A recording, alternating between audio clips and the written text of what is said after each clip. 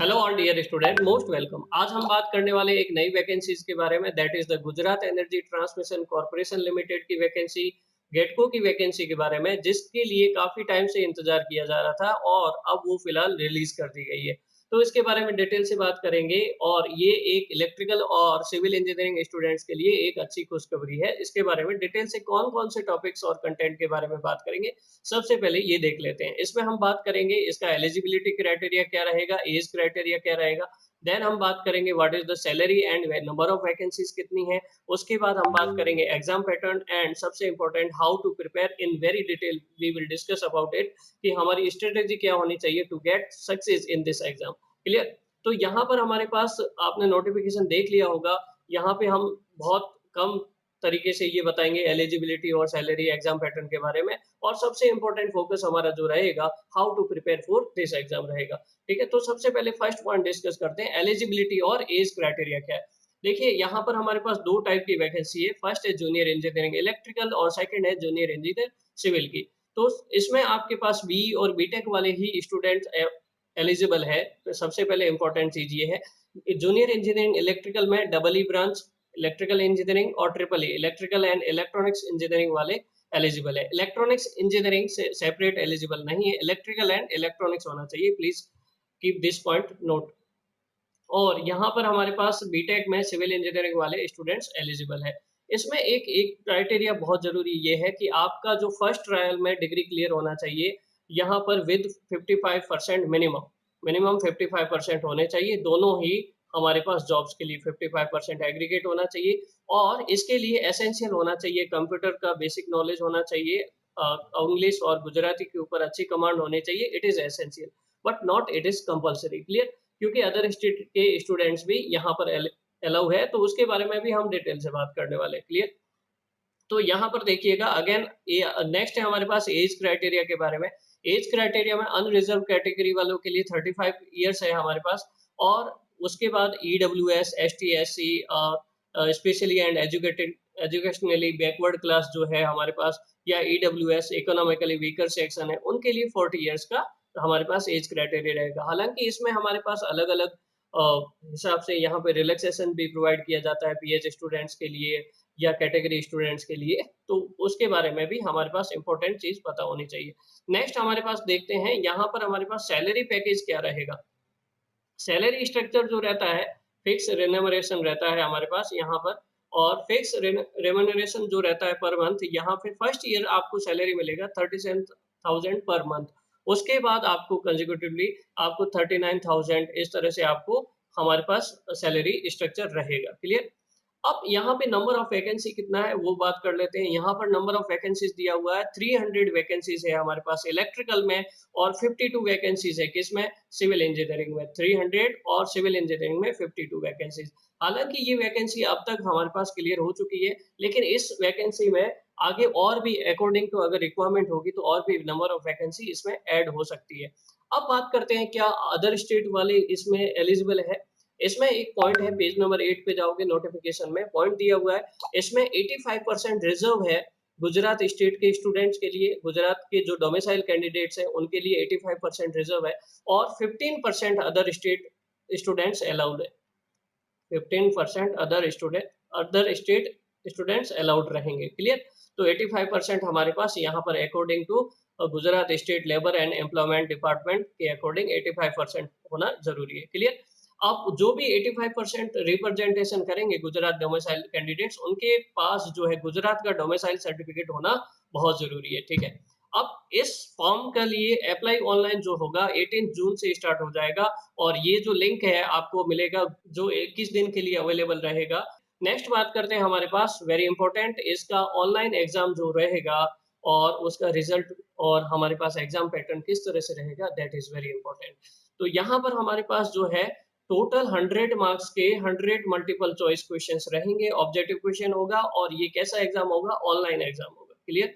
और negative marking जो होगा 1/4 ऑफ ईच रॉन्ग आंसर, हर एक के लिए 1/4 नेगेटिव मार्किंग होगा और पेपर केवल इंग्लिश लैंग्वेज में ही होगा, ये ध्यान रखिएगा। ठीक है, इसमें हमारे पास सिलेबस के बारे में बात कर लेते हैं। सिलेबस यहाँ पर इलेक्ट्रिकल और सिविल इंजीनियरिंग वालों का डिटेल से दिया हुआ है। हालाँकि इसमें भी हमारे पास एक पॉइंट है, उसको हम बहुत ज़्यादा डिटेल से डिस्कस करेंगे। इलेक्ट्रिकल के लिए यहाँ पे पूरा डिटेल से बताएँगे, सिविल वालों के लिए भी आप ऐप में देख सकते हो, वहाँ पे डिटेल से समझाया गया है। ठीक है? तो यहाँ पर हमारे पास इलेक्ट्रिकल वालों के लिए यहाँ पे 5 सेक्शन रहेंगे, सिमिलरली सिविल वालों के लिए ये 5 सेक्शन रहेंगे। पहला सेक्शन जो रहेगा जीके का रहेगा कॉमन, सेकंड सेक्शन रहेगा इंग्लिश नॉलेज का, थर्ड सेक्शन हमारे पास रहेगा इलेक्ट्रिकल इंजीनियरिंग टेक्निकल नॉलेज का और फोर्थ सेक्शन रहेगा कंप्यूटर नॉलेज का और फिफ्थ सेक्शन रहेगा गुजराती लैंग्वेज एंड ग्रामर के बारे में। इसमें सबसे ज़्यादा वेटेज जो रहेगा that is the technical section third 60% weightage जो है टेक्निकल का रहेगा। टेक्निकल को हम बहुत ज़्यादा डिटेल से अभी समझाने वाले हैं कि आपको किस सब्जेक्ट को कितना फ़ोकस करना है, किस सब्जेक्ट को कैसे प्रिपेयर करना है, उसके लिए आप कौन-कौन सी बुक प्रेफ़र कर सकते हो, वो सारा डिटेल से बात करेंगे, क्लियर? तो यहाँ पे जीके के बारे में जीके पेपर एनालिसिस किया है हमने, बहुत ईज़ी आता है जीके, जिसमें हमारे पास इंडिया के राजधानी, कैपिटल्स और डांसेस और जो मिनिस्टर्स हैं वेरियस कौन-कौन सी पोज़ीशन पे है, उसके बारे में क्वेश्चन्स पूछे जाते हैं। बहुत ईज़ी रहता है, ठीक है? नेक्स्ट हमारे पास इंग्लिश का एरर करेक्शन से रिलेटेड, टेंसेस से रिलेटेड हमारे पास क्वेश्चन्स रहते हैं, वेरी ईज़ी, ठीक है? इलेक्ट्रिकल इंजीनियरिंग का बहुत डिटेल से अभी थोड़ी देर में डिस्कस करेंगे, कंप्यूटर भी बहुत ईज़ी रहता है एंड गुजराती लैंग्वेज भी ईज़ी रहती है, ठीक है? इलेक्ट्रिकल का हमारे पास जो सिलेबस दिया गया है, वो सिलेबस क्या दिया गया है? सबसे पहले दिया हुआ है basics of electrical engineering. Second दिया हुआ है हमारे पास power system planning, design and engineering के बारे में। थर्ड दिया हुआ है ईएचवी और एचवीडीसी लाइन जो पावर सिस्टम का ही पार्ट है। ट्रांसमिशन लाइन वो भी पावर सिस्टम का पार्ट है। Electrical material, DC battery system, relay it is also हमारे पास part of power system. Eighth हमारे पास स्कैडा के बारे में दिया हुआ है एंड स्मार्ट ग्रिड टेक्नोलॉजी उसके बारे में दिया हुआ है। Ninth again it is the also part of power system, capacitor, reactors, reactive power, and basic knowledge of information technology to transmission wing। तो information टेक्नोलॉजी का थोड़ा सा बेसिक नॉलेज होना हमें जरूरी है, ठीक है? लेकिन ये जो सिलेबस दिया हुआ है इसमें बहुत ही क्लियर तरीके से, साफ सुथरे तरीके से ये लिखा हुआ है, प्लीज ध्यान से पढ़िएगा, it is very very important. ऐसा नहीं हो कि केवल आप यही सिलेबस पढ़ के चले जाएं और फिर वहां जाके देखें कि पेपर डिफरेंट मिले आपको। तो note this point, it is very very important. यहाँ पर हमारे पास ये सिलेबस कैसा है, टेंटेटिव सिलेबस है फॉर द ऑनलाइन एग्जाम, और जरूरी नहीं है कि ये जो टॉपिक दिए हुए हैं और सिलेबस जो है इसी से लिमिटेड रहेगा, ऐसा जरूरी नहीं है। जो एग्जाम पेपर हो सकता है इससे डिफरेंट भी हो सकता है। तो अगर हमारे पास बोर्ड ऐसी एक लैंग्वेज लिख देता है तो हमारे लिए एक बहुत बड़ी चुनौती हो जाती है कि हम कैसे डिफाइन करें कि हमारा सिलेबस क्या है। Therefore we have analysed the previous year paper और उसमें हम बताते हैं आपको कि किस तरह से हमें इलेक्ट्रिकल स्टूडेंट को प्रिपेयर करना है। सिमिलरली सिविल के लिए भी हमारे पास ये सिलेबस रहेगा और उसके लिए हमारे पास प्रीवियस पेपर एनालिसिस आपको ऐप में मिल जाएगा, क्लियर? ठीक है, तो यहाँ पर हम इलेक्ट्रिकल के बारे में बात कर रहे हैं। गेट को प्रीवियस ईयर पेपर जो हमारे पास 2015 का है, उसको हमने एनालिसिस किया और उसमें हमारे पास जो डिफरेंट डिफरेंट सब्जेक्ट है, उनका वेटेज किस तरह से रहा। देखिएगा, अभी सिलेबस में हमारे पास मशीन मेंशन नहीं था और हमारे पास कंट्रोल सिस्टम भी मेंशन नहीं था, मेजरमेंट भी नहीं मेंशन था, लेकिन फिर भी इनसे क्वेश्चन पूछे गए। तो ये आपके लिए बहुत ज़्यादा ज़रूरी हो जाता है कि आपको पेपर एनालिसिस करना, प्रीवियस पेपर एनालिसिस करना, it is the most important thing, clear? यहाँ पर आप देखिएगा power system is very very important और आपके लिए पावर सिस्टम अगर नहीं पढ़ के जाओगे इसका मतलब आप कुछ भी नहीं पढ़ के गए। लगभग 65% आउट ऑफ 100% यहाँ पर हमारे पास पावर सिस्टम से पूछे गए थे, क्लियर? 15% क्वेश्चन जो है इलेक्ट्रिकल मशीन से पूछे गए। देन हमारे पास बेसिक्स इलेक्ट्रिकल या सर्किट एनालिसिस से जो 8% क्वेश्चन पूछे गए। कंट्रोल सिस्टम से 7% क्वेश्चन पूछे गए। मेजरमेंट से 3% क्वेश्चन पूछे गए एंड मटेरियल साइंस जो वहां पे मेंशन था उसमें मैग्नेटिक मटेरियल से क्वेश्चन पूछे गए थे, दैट इज द 2%। तो आपके लिए सबसे ज्यादा जरूरी होता है यहाँ पर स्टार्टिंग के जो 4 सब्जेक्ट है इनको बहुत अच्छे से प्रिपेयर करना। कौन कौन से? Power system, electrical machine, circuit analysis and control system. तो इट इज नॉट नेसेसरी कि पावर सिस्टम का वेटेज आपका हमेशा हाई रहे। इट मे बी कि इलेक्ट्रिकल मशीन के थोड़े से क्वेश्चन ज्यादा बढ़ सकते हैं, कंट्रोल सिस्टम के भी बढ़ सकते हैं, but power system is very much important, clear? तो यहाँ पर आपको पावर सिस्टम बहुत ज़्यादा अच्छे से करना है, ठीक है? अब आपको यहाँ पे कैसे प्रिपेयर करना है, ये आइडिया तो लग गया कि कौन-कौन से सब्जेक्ट हमें प्रिपेयर करने हैं, क्लियर? ठीक है? नॉन टेक जो पार्ट है वो इतना टफ नहीं है हमारे पास, बहुत ईज़ी आता है। अगर उसको आप आराम से 8-10 दिन देते हो, it can be easily covered, ठीक है? बेसिक इल इल इंग्लिश में टेंस का नॉलेज होना चाहिए, एरर करेक्शन के 100-150 रूल होते हैं, उसके बारे में मालूम होना चाहिए।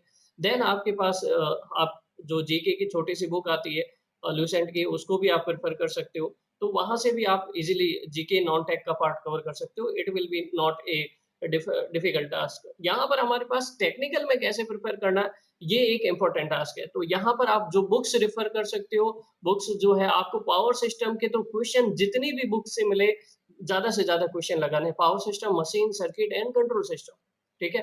तो यहाँ पे आप प्रेफ़र कर सकते हो जेबी गुप्ता, क्लियर? जेबी गुप्ता बुक को प्रेफ़र कर सकते हो। सेकंड आर के राजपूत को भी प्रेफ़र कर सकते हो।